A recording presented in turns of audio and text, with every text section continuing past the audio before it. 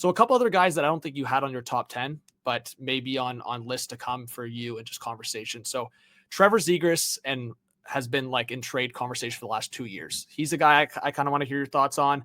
And another one, just because they're going to be so busy and Mike Grier is going to continue, is Mario Ferraro. So I did want to hear your thoughts on that because, I mean, we had it on the thumbnail, but also I feel like the Sharks are in a scenario where Mike Grier has kind of changed the view for Sharks fans in a large way, where 2 years ago, a year and a half ago, very frowned upon. He used his 3 retention spots. Mm-hmm. There was a lot of conversation and debate around that Tomas Hertl deal as well. I guess this could be a conversation about the California teams, Frank, and specifically the 2 that are rebuilding. What are your thoughts on those 2 situations and for the Ducks and Sharks and kind of the 2 guys I mentioned?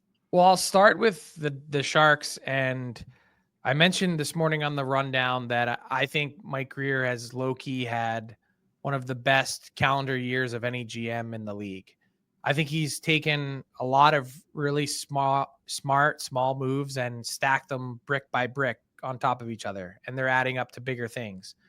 I think they've found a way to check a lot of positional boxes. The fact that in the last year, they've gotten their goalie of the future in Askarov. They've gotten Sam Dickinson on the back end, the pick from the Erik Karlsson trade. He's been unbelievable in London so far this year. And you've got, of course, Macklin Celebrini and lottery help or, luck. That certainly helps. So you've got your center, you've got your defenseman, you've got your goalie, and then you've got now these other pieces that you can sprinkle in, Smith and Eklund and, Shakir Mukhamadullin. And all of a sudden you start to add all these things up, and it's really starting to turn into something.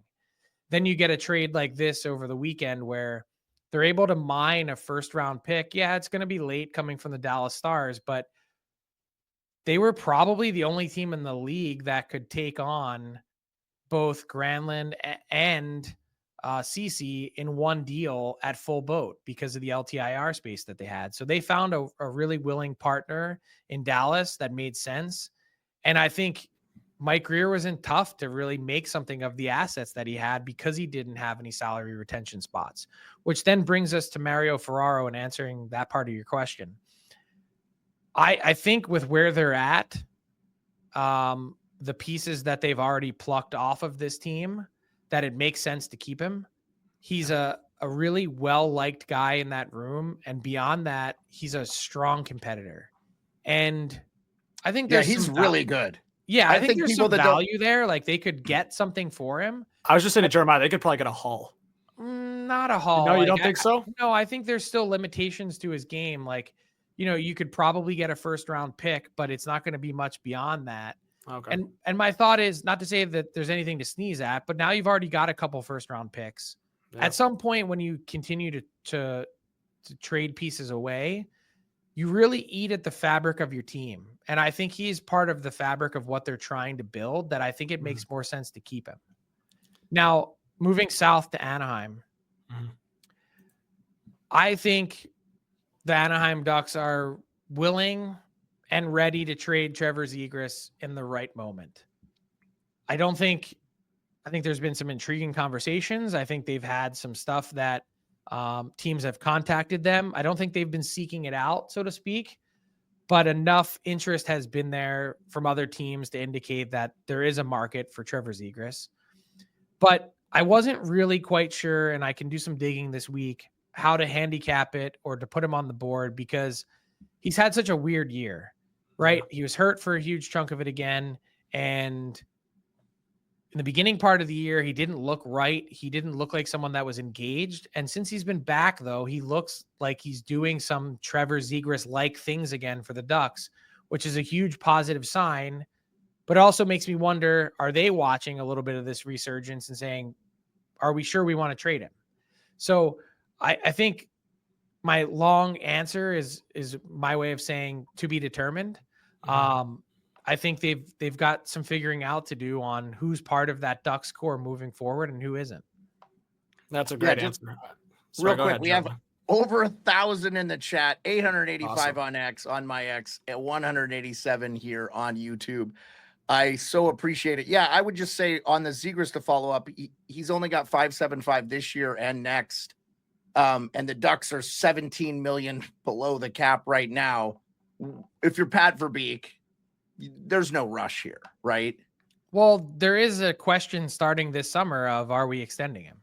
Yeah. Right. For sure. And there's always that question. Like, are we going to pay Trevor Zegras, and what is Trevor Zegras worth? And his numbers would indicate not really much beyond what he's making right now. But he's still an RFA though, right, Frank? Like with arb rights at the end of this deal. But what you're only being buying 23. though very soon is UFA years. Yeah, for sure. Then it starts to get expensive. So my big question is, are the Anaheim Ducks willing to make a long-term commitment? Is Trevor Zegras part of the Anaheim Ducks' long-term plans? I'm hesitant to answer yes to that. I don't think so right now, but I could stand to be mistaken. Oh, look, Johnny Lazarus. Big shout out to Johnny Laz in the chat. Trying to get on the show, Johnny Lazarus. We'll get Johnny on at some point. When I asked him to come on, not available.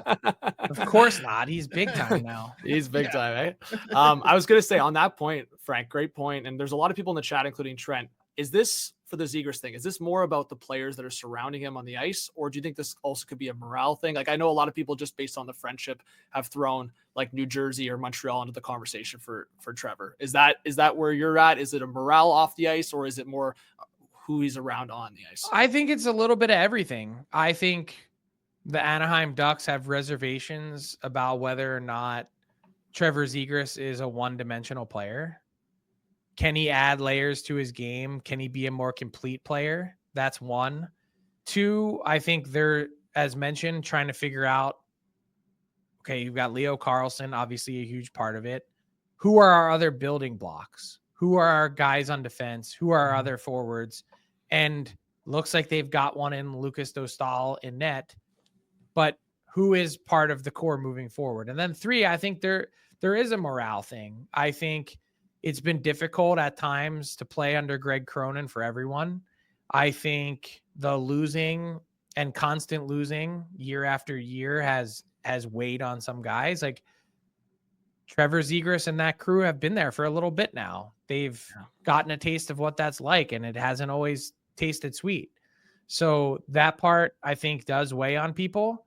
But I also think some of those things are easy to change. You can change the coach. You can have a team that improves dramatically. You can have a team that becomes a contending team for the playoffs. Like, there's a lot of ways to fix things, and he could also answer some of those questions himself about his own game.